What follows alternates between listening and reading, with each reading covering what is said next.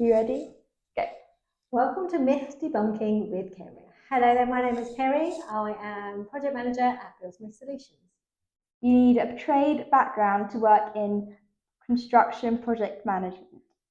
No, that's a myth. You don't. What you need as a project manager is strong project management skills.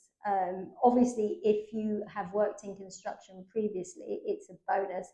And I've learnt a huge amount over the last 3 years working within construction.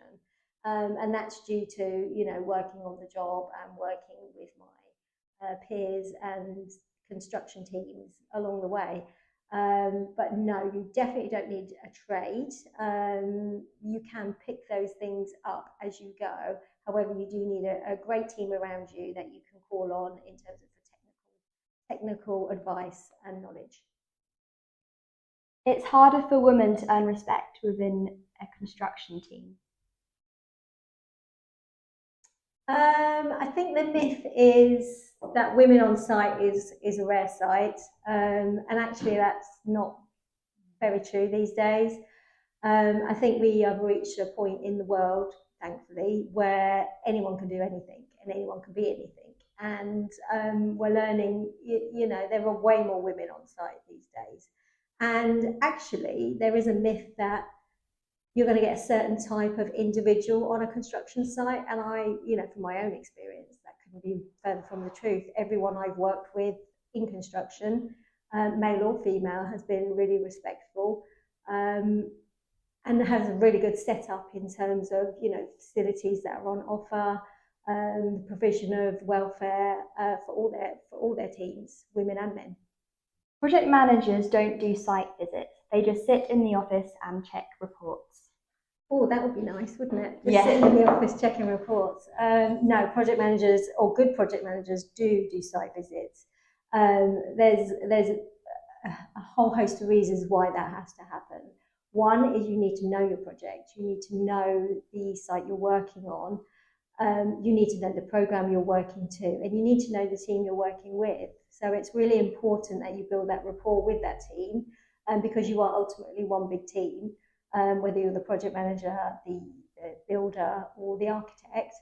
And you need to be able to see the progress of the work, and especially within valuations and the process of creating a valuation for a client, you have to see the progress. You can only value work that's been done because you can see it. You can't really do that as a desk exercise. Project managers don't need leadership skills, just organisation ones.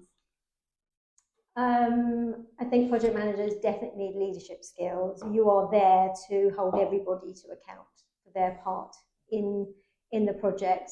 You're there overarching to make sure that everyone is doing what they say they're doing. They're fulfilling the role they've been instructed to do. So you need to lead. You need to lead from the front, but you need to be very much a collaborative leader, and you need to pull everybody together, working to the same goals, achieving the end goal of a really successful project.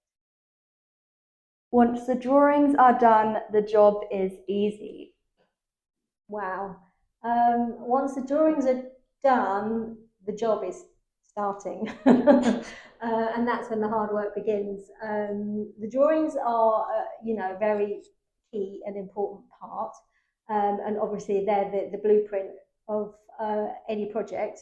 But that's when the hard work gets started, and that's when all the elements come together and all the different parties are coming together, all the different trades, the architect, the structural engineer, the surveyors.